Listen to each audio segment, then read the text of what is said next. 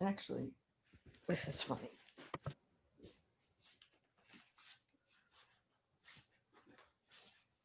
There we go.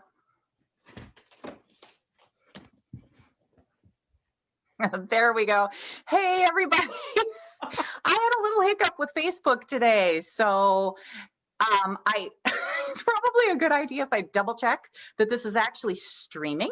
So if you could shoot me a comment and let me know that you're actually getting this, and we'll welcome our book clubbers as you come on. I am so excited I was just fangirling before we went live. So I'm really, really excited to be able to introduce everybody and have all of us together get to know Rachel Howzell Hall. Did I get it right? Yeah. Tonight. Okay, good. And I was telling her that when we started this during the pandemic, just as a means to keep our sanity, that one of the things that I heard from book clubbers was, and that I believed in, was that we should expand as we go forward with our choices of books, still remain committed to the female authors. Oh, yay, Stephen Johnson is on, and he says, we're coming through loud and clear. Thank you for letting us know, Stephen. Hello. I know, just when you think you got it figured out. So I was telling her, I wanted to stay committed to promoting as many women authors as I could, but also, hey, Karen's here from Stillwater. She's a faithful book clubber. But also that I was just telling Rachel, humor is really hard to write. The timing is important. There's so many parts of it, and we're going to get into that some tonight with the questions that I have for you. But I also realized that there's so many more genres that we don't even think about when it comes to humor. And for October, I'm a big Halloween fan. I wanted to do a thriller, and I was asking around about, okay, who writes thrillers but is also really witty in her books? And Rachel's name kept coming up, and I'm so thrilled to have stumbled across you because I have so many questions. But I loved the book, and I just want to, Vicky's on too, yay. I want to just encourage everybody to get your questions ready because Rachel's here to answer them.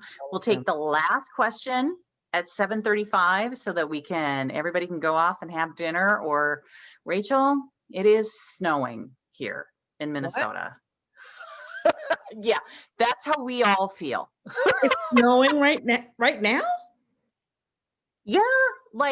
Yeah, this was Puppy's first day in the snow. We have probably 5 inches on our patio.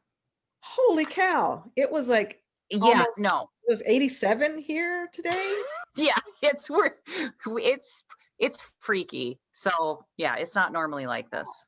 Yeah, that's pretty early, isn't it? Yeah, it's early. Ironically, in my first draft that we were I have a freak blizzard coming in October, and I was making a big deal of it, like being so freakish. Now I'm like, maybe I need to rethink that. Speaking things into the universe. Wow, that's great. I visited Minnesota, a few times, but the last time I was there, it was November 2000. Was it last November? Maybe it was. And November, thinking, I am finally gonna get to see snow because I've never seen snow fall from the sky. Not ever. Really? I've tried. I have set out on a mission to see snow fall, and the sun comes out and the people there, it's like, it's usually snowing by now. I don't know what's happening. It's like, I'm not supposed to see snow. But I was there and it was like 10 degrees, which has been the coldest I've ever been. Yeah. And my friend, Christy Belcamino, who is a Minnesota writer, she had to get out the spray for her car because her lock froze. And I'm like, what is that? What does that even mean? Your lock freezes. And then she said, yeah, it's too cold to snow. And again, I'm like, well, what snow is cold. How is it too cold to snow? So the whole snow thing, how you all go to work in it and live in it, it's just lost on me. So yeah, we're loving Zoom. Yeah. We are loving Zoom. Okay, so Rachel, Eric is also on. And Eric says, if you want snow, head up to upstate New York. Yes, that is true. They beat us for snow every year. Yeah. My dad lived in Syracuse, like his middle school years, and he's like, that was the coldest he'd ever been in his life. He went from Yeah. Georgia to Syracuse, then out here. So Well, let's not get too friendly because I might crash your place in like February. Some year. Well, it's weird because you want to wear your sweaters. Not that we're going anywhere, but you still want to like break out the boots and everything. But it's 87 degrees, so it's Yeah. weird. Yeah. I have lived many other places and I do kind of miss the seasons. So anyway, but I'm back. Yeah. So, Rachel, do you want to hold up a copy of your book? I was telling her that I listened to the audiobook, and so my cover is tiny. And now she's gone. Fantastic. And now, okay, we're going to get into this a little bit, but can you just give, most people have read the book before they come to book club, but not everybody. Hey, everybody, we're not going to hold back on the spoilers. If we get into them, we get into them. So beware. Go like, la, la, la, la, la. Yeah, we'll try and give you a warning. Yeah. But do you want to give a brief synopsis of the book? Sure, I'd love to. So, and now she's gone is the story of new private investigator Grayson Sykes, who gets her first real case. She's had a case before, a little mini case, and that was to find a missing Chihuahua named Cheeto. But now she gets her real people case, and her client is Dr. Ian O'Donnell, who is a hotshot cardiologist at UCLA, and he's looking for his missing girlfriend, Isabel Lincoln. He's actually more interested in some ways, though, of looking for Isabel because she took his dog, Kenny G, his lovable Labradoodle. And so Gray is charged with finding Isabel, or, providing proof of life. If Isabel's fine, she's okay, bring back the dog. And it's straightforward. Then that's until Isabel actually texts Gray and says, please let me be missing. And all of a sudden there's something weird going on with this case. And there are whispers of domestic abuse. There's whispers of, not a great relationship. And now Gray is conflicted with fulfilling her mission, which is to bring Isabel back. And so it's a story of disappearing, it's a story of identity. It's a story, a very LA story about reinventing yourself. But also, there's some, which is why I'm here.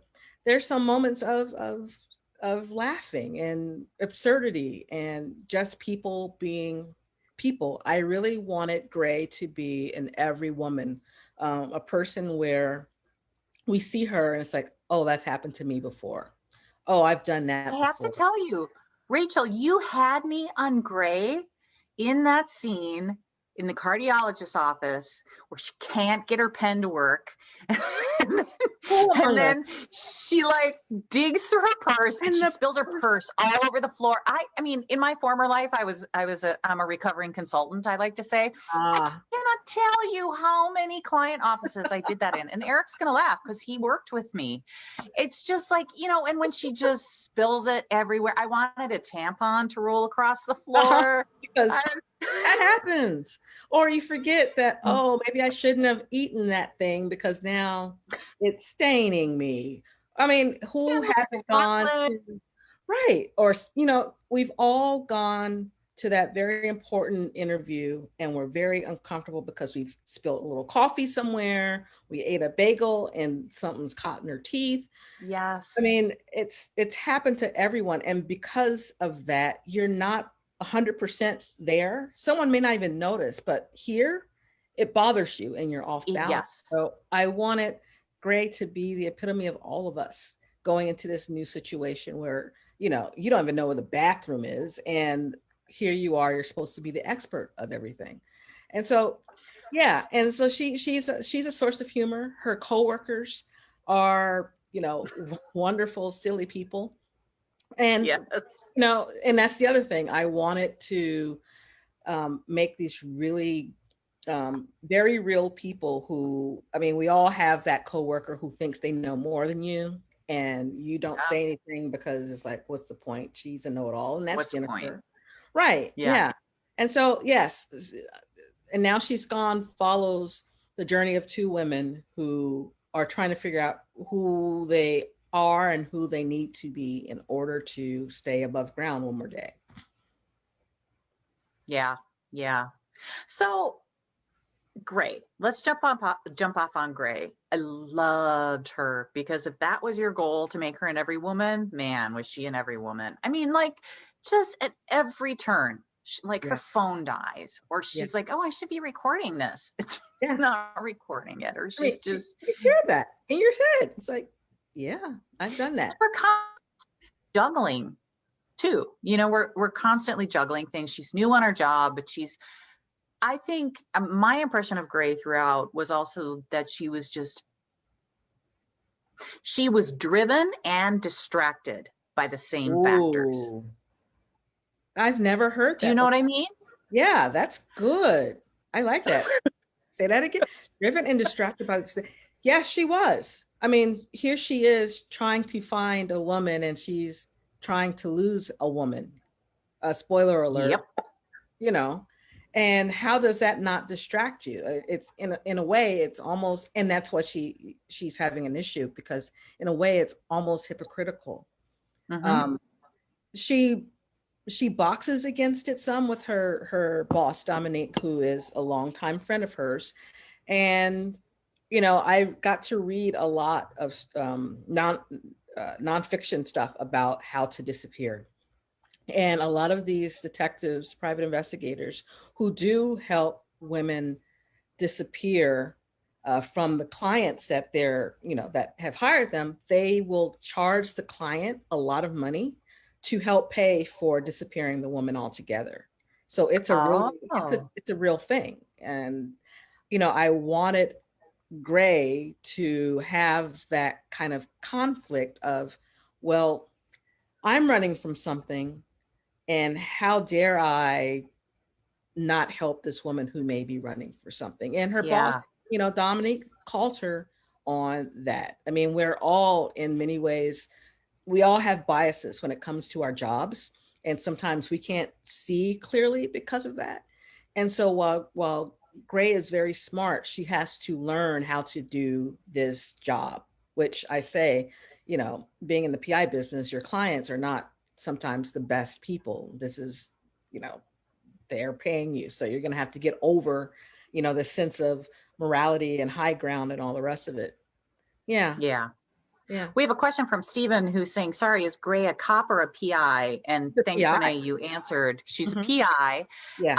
But it's interesting because she's being mentored. Her boss is a former special agent, FBI agent, correct? Yes. Yes, he is. And he was injured. And they go back a very long way. And, you know, back then when she was young and Dominic was young, there was no aspiration to be a cop or a PI. Her adoptive father was a special agent, and that's how they met. She wrote reports. She was a word nerd. She observed people, you know, she wrote other people's observations for reports. And it wasn't until, you know, recently that she wanted to actually be out in the field because, you know, she has some firsthand experience. Yeah, she does. Just because you have some firsthand experience doesn't mean the job gets any easier.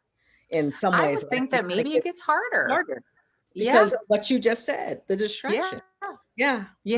You can't see clearly because of what you think you know. Yeah. So spoiler alert, if you want to plug your ears, but Gray, over the course of the book, her full name is Grayson. You come to realize that she was in an abusive marriage. Yes. And for a long time. And she, with the help of Dominic or Nick, her boss, and longtime friend, completely changes her identity. He helps her disappear. And in the book, her ex-husband is stalking her. He has well, at least she believes so. And that, well, it's true. Okay. So he's stalking. Spoiler alert. Yes. Not a spoiler. I have to tell you, just as an aside, as I was reading this, I did not trust anyone in this Did not. book. Yeah. Yes, I didn't trust anyone. But I mean, like, even more to a greater extent than I'm prone to in other thrillers. Okay, so she has this, she has it's almost as if she's two people. And that gets to the core of my question. Yeah. How did you want Gray to change between her life as what's her name? Mrs. Dixon, Natalie Dixon. Yeah. I love how you always refer to her as Mrs. Dixon. Yeah. Natalie. How did you want her to change between when she was Natalie, who she was born as, and when she became Gray? Because I read them as two very different people, and I thought that was fascinating.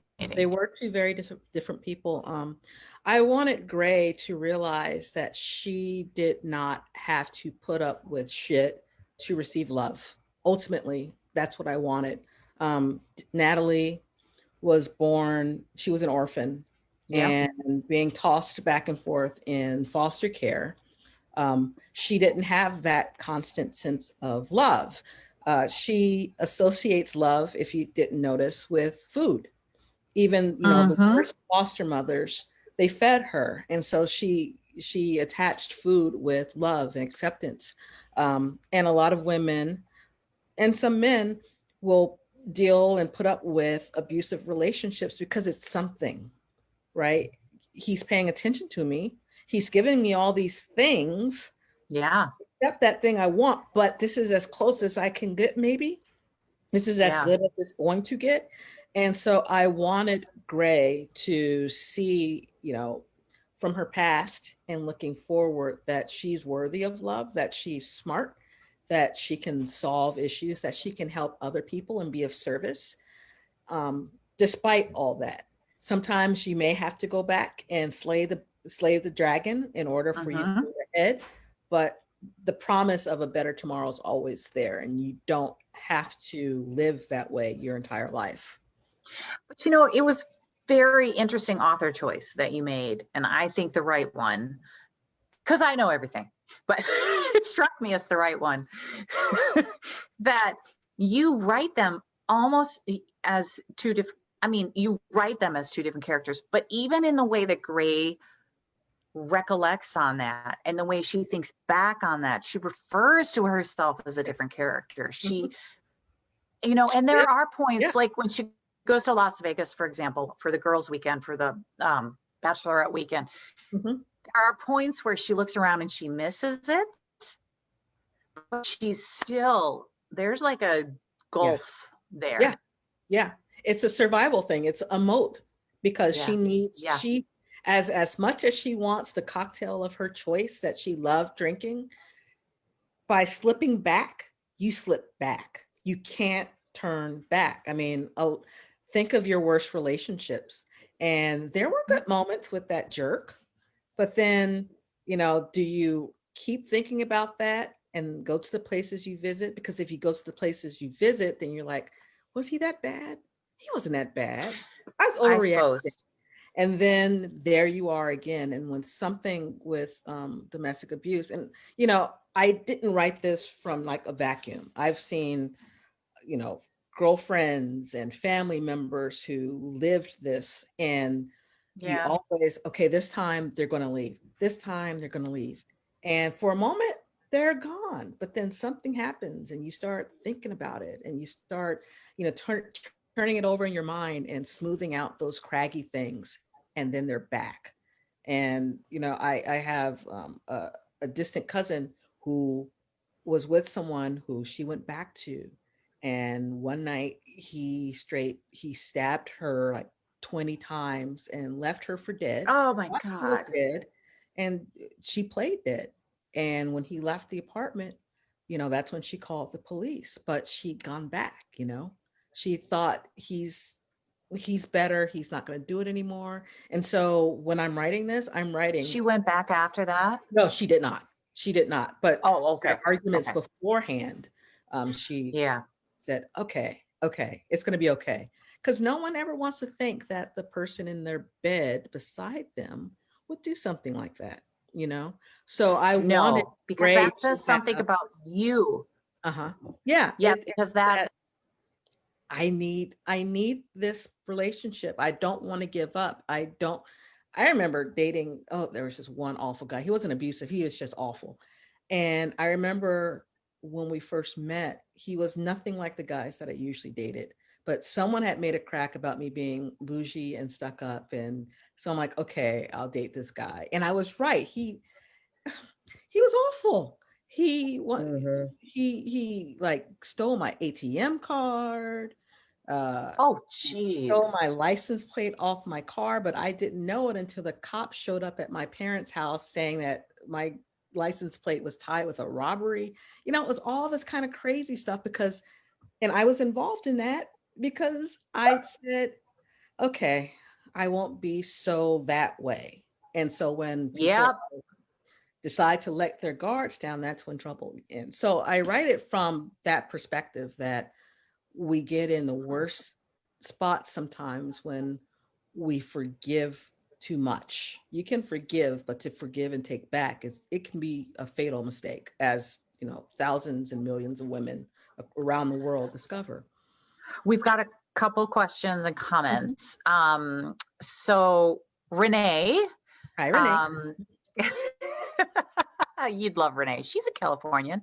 Um, she says she didn't know if she was being too biased or if everyone could be bad. She didn't trust anyone in the book either. I think that's where their comment comes from. And then Stephen has a craft question. Mhm. When I scribble, I find spots for jokes. They just sort of appear. Oh, he must have read my debut. He said, when I read Evergreen Tidings, and I'll assume I'll find the same in And Now She's Gone, there's a higher level, there's a buildup. Do you two plan the humorous threads? Straight Man, Russo, same thing, like humor is threaded into the outline. Is that how you do it? No, it's just how it just comes That's how it naturally. comes I out. mean, I am the type of person, I've lived through some stuff. I've had health issues. When I was pregnant with my daughter, I was 33 years old. I was diagnosed with a weird breast cancer. And, you know, Oh, 33 while I geez. was pregnant. But, you know, I looked to humor and I looked to writing to serve as my therapy. And, you know, even as I'm sitting in the surgery suite waiting for my surgeries, you know, my husband and I will crack a joke or, make fun of somebody who's sitting over there and, oh my God, she's crazy, that kind of thing. So humor has always been Yeah. a great part of my life. My father was a great storyteller, and he was in Toastmasters, and he won speech contests, and he, like me, he wrote these speeches that were very serious, but he peppered humor throughout, and that was just a natural thing for him. And so I guess I inherited that. I try and look and see the funny part or the strange, ironic part of all things around me. So yeah, I don't plan it. It just kind of, and I had a hard time with that. And when I was a baby writer, there were editors who, when I wasn't decidedly crime and mystery, they did not like Mhm. me, having a laugh in such a dark moment.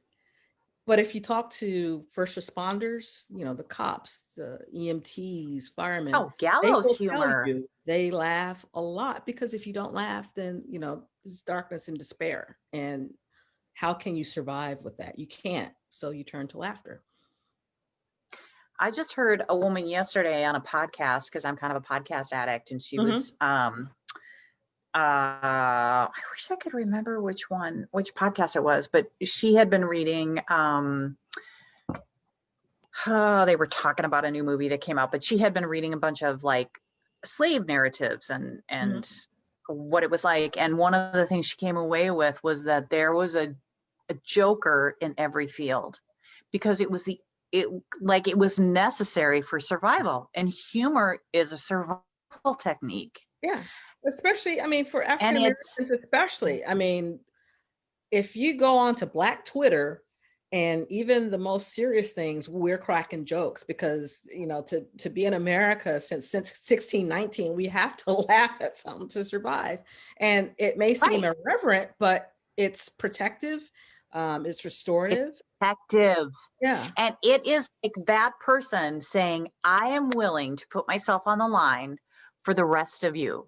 Yeah. Like that's what the Joker is, right?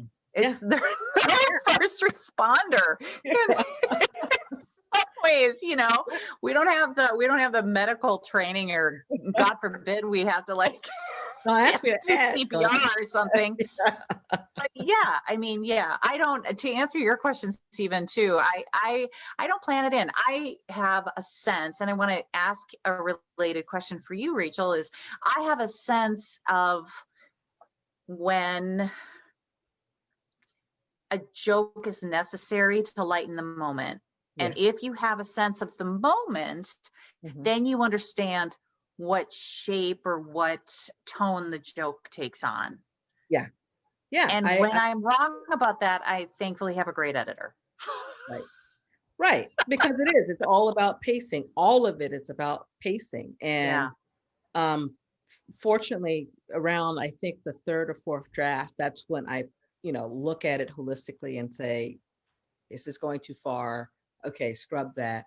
And that's when editors and my agent gets involved. And, I think by now, though, I kind of have a better sense of timing when it comes to humor. Yeah, that just comes with practice. You're not a baby writer anymore, but it's been so long. Yeah. But please never lose that Gallows humor. I adored Gray. Yeah, I did too. I loved her. I loved, writing her thoughts, especially, some things come naturally. Like I love when she is at the cantina and she's walking across or talking to Hank, the bartender. And I say something like she felt like her evil twin who wore her Saturday panties on Tuesday or something like that. And those are the moments where I'm like, that was actually kind of fun, and it just kind of came kind of naturally because it's like, and those moments, it's like, where do things, I have no idea. Where do those thoughts come from? And the great thing about being a humor writer or a witty writer, since you deal with some pretty tough situations, is that problem when you're in a conversation and you only think of the perfect comeback like 2 days later. When you're a writer, you get to write it back in. Yes, and I do. I go back because I will jot it down. It's like, okay, I'm gonna use that. I'm gonna somehow use that. Yeah. No, I love reading. There's some websites that I love reading the comment section, because some of those comments are like, oh my God, how did you think of something that crazy to say? So yeah. Yes. Yeah. I mean, that's the thing, Stephen. Like people, all you have to do is listen to people. They're crazier than truth is stranger than fiction. Karen is asking, just wondering if authors who write thrillers scare themselves. This is a great question. And I had a related question, like, what's the emotional toll of writing about stuff like this? Yeah, there's emotional toll because, I do have a 16-year-old daughter, and I write about some awful things that happen to people. And so sometimes it takes over and I picture all kind of awful things that could, I'm just walking down the street with my daughter and I see a car coming our way, and so many freaking scenarios just pop in they just populate. And it's like, I have to tell myself, chill on that, but be vigilant, but chill on that. Yeah. For instance, she's doing behind the wheel training, driver's training, and it's her and a stranger in a car. Stranger in a car that go anywhere. Yeah. So I have her on find my phone, and I pray.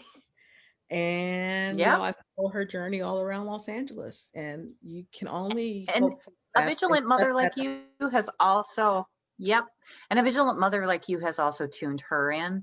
Yeah. They have young minds, but hopefully those little, they say God speaks in whispers. Hopefully those little whispers have entered somewhere. They've planted the seeds somewhere. I have boys, so they're just crazy. No, I love my boys. I have great boys. Renee is wondering, I also wonder how many alternate endings you think or write down before choosing, or do you know the ending from the beginning? That's a really good question That's because the I don't great. write the same books you do. Yeah.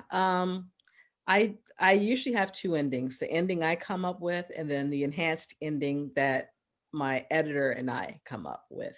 So Oh, right. yeah, I know that I know there has to be a confrontation between the big bad and the hero.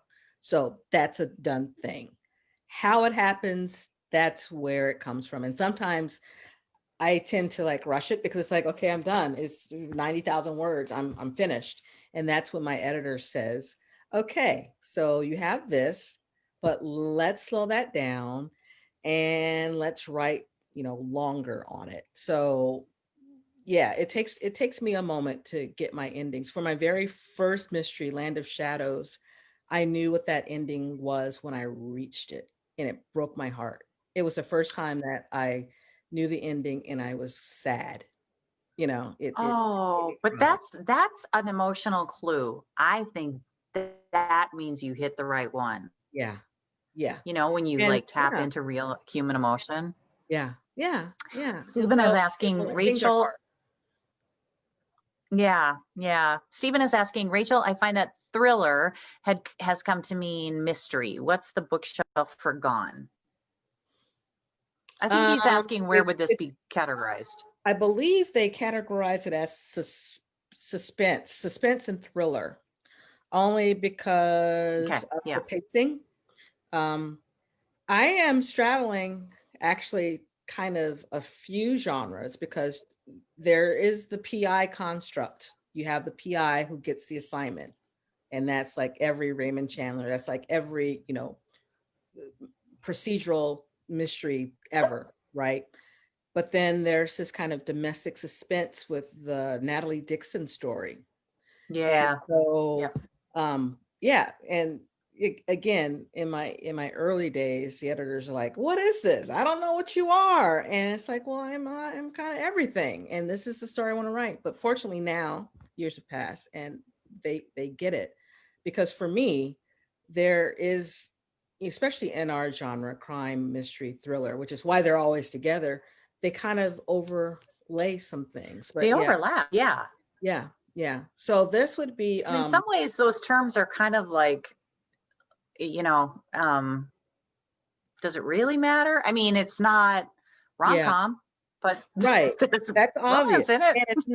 And it's not Lee Child's, Jack Reacher series. It's not a thriller in that way, but it's not a straight PI novel either, because Mm-mm. there's domestic, and it's not domestic suspense because it's not just a story of a woman with her husband and they're having family issues.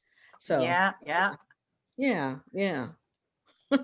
Oh, it's important to be a genre crosser. Yeah, You're just yeah. busted But through when if walls. you're a new writer though, Yeah, that's tough. you should probably land in one area more than the other. If it happens to be over there, like some horror mystery, then have it be horror with some mystery elements. So yeah. Yeah, yeah, that's Mhm, true. Is mhm, so I'm gonna tell everybody it's Karen has a funny question. I'll ask it in a second. mhm.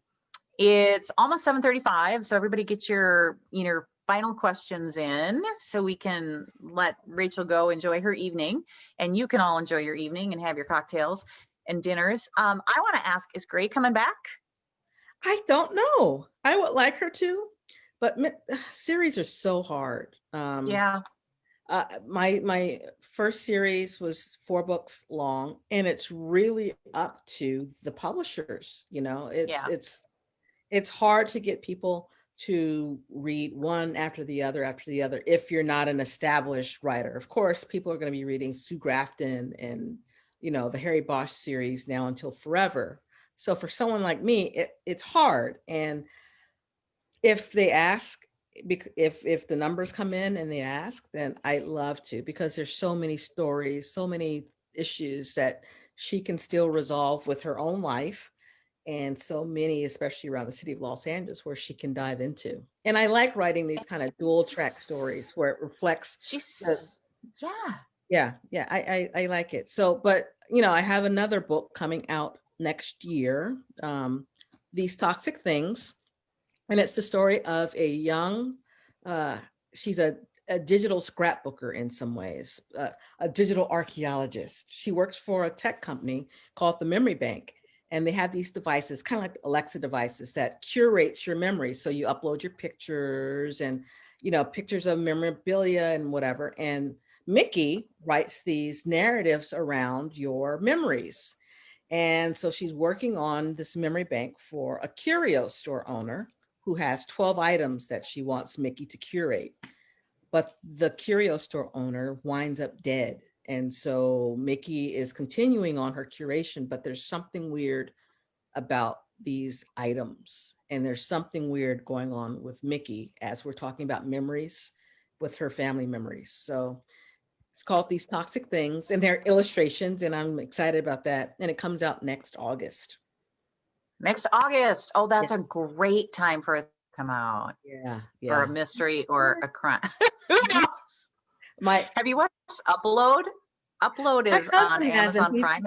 He told me I need to watch it, but yeah, like that. I know the book is in the bag, I always have like weird dreams. Like I loved Black Mirror, but I would have some whacked out dreams, and I just had to stop watching. Like my mind's already that way, and I don't need anything else kind of in there. I'm stirring things up. So I want to see. Yeah. Well, Upload is by Greg Daniels, who created The Office. So it's not going to freak you out. Okay. As long as it's Karen. Yeah, you've got some takers on toxic things. We're getting some Stephen saying, "Ooh, that sounds interesting."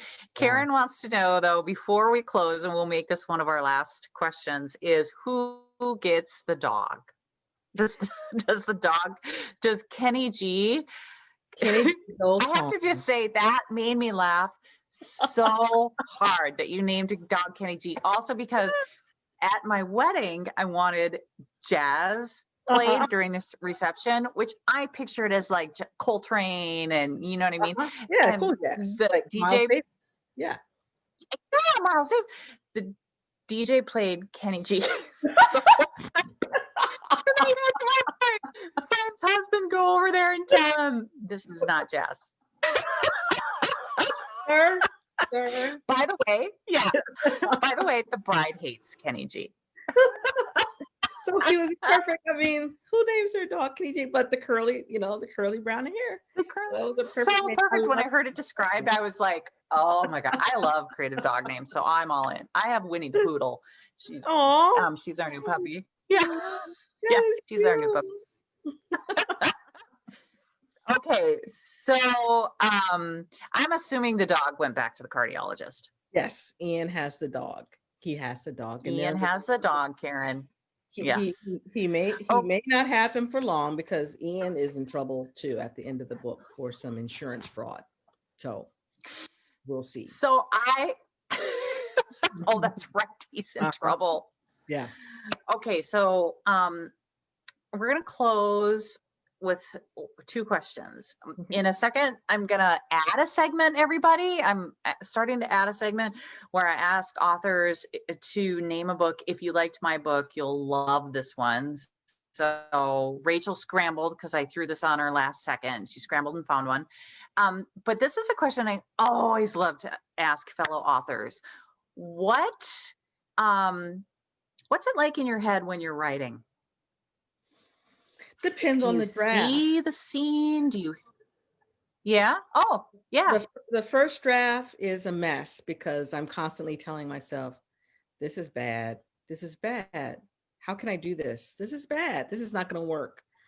The third draft or the fourth draft, it's very clear. I know where I'm going. I know the pacing. I'm telling myself I'm the shit. Because it's like, oh yeah, I got this. Oh, that's a great line. Oh, where'd you get that, girl? So they're two totally different people. Yeah, that first draft is all misery and gloom, and I can't do this. I owe these people a story. I told these people I could write a story, and I don't know what I'm doing. But yeah, by the fourth draft, I'm flying, and I'm looking forward to getting up every morning at 5, like I do, and getting to that manuscript, because it's a real thing. So It's a yeah. real thing. Yeah. Yeah. Ooh, Yeah. you're a member of the 5 a.m. Writers Club, huh? I'm a member of the 5 a.m. because I still work a full-time job. So I got to get up and God get some writing in bless you. before. Yeah, it's Yeah. hard. Yeah. Yeah. But you're great at it. So please don't Thank stop. you. Thank you. Thank you. Okay. So now we're going to close out. If you liked, and now she's gone, what will they love? What will our book You lovers will love? love The Ninja's Blade. This is the second in a story. It's written, it's the story of a Chinese Norwegian real ninja who goes around Los Angeles helping women escape bad situations. And while it deals with serious subjects, um, the characters surrounding the young woman, the ninja, they're funny, and they're, you know, old little Chinese parents and grandparents, and it's a really funny story. And then also, Did you say, Chinese Norwegian? yeah, she's Chinese Norwegian. Yeah, Okay, that is such a good Minnesota book. Oh my gosh. yeah. Okay. The So Ninja's Blade, everybody pick it Ninja's up. Blade. This is the second in the story. The ninja's daughter is the very first in the series. That's Tori Okay. Eldridge. Okay. And Ninja's daughter. then And then you I got another one. Joe Ide, who is Joe is Japanese American, but he grew up like in the neighborhood I grew up. So he grew up around Black people. And so he writes this Black Japanese young character who is a detective. It's kind of like Sherlock Holmes meets the hood in some ways. And the sidekick he reminds me of Mouse from Devil in a Blue Dress. So that Oh means like yeah. humor and everything. Once again, serious stuff, but hella funny also. So this is also a series. So check those out. Love it. Yes. Love it. Well, Rachel, I just want to thank you. This has been so much fun. And I feel so lucky to have stumbled across your books. Thanks to the universe for throwing your name out Yes, there so many times. yes, yes. And thanks for saying, okay, I'll pick that up. Because Yes. this was wonderful. You asked me a lot of questions that I haven't answered before in this whole promotional thing. So thank you. Yeah. Yeah. I'm happy to do it. Hopefully our paths will cross in person sometime. They will, because when I'm able to travel, I go to Minnesota a lot. Well, like Oh, twice. awesome. So Okay. I'll let you know next time. Well, we are getting lots of thanks from everybody in our comments and lots of emojis, heart emojis exploding across the screen. So thank you for inviting me. yes. Thank you for welcoming me. Yes, you're welcome. Everybody, next month, it's November 24th, Tuesday, November 24th, which is the Tuesday before Thanksgiving. And we are reading, I thought, oh, no. Anyway, it's posted on my page. It's, oh, I thought you said this would be easier. I thought this would be easier. Oh my goodness. Can't remember. Oh, that's embarrassing. Well, anyway, I will, you know me, I will get obnoxious about the posts, and everybody, I'm looking forward to it. We've got the author joining us next month as well. We are a very lucky crew. Rachel, go enjoy your evening and enjoy not having snow outside your window. Yes, yes. It wouldn't be there even if I wanted it. So thank you. That's right. Have a good night. Good night, everybody.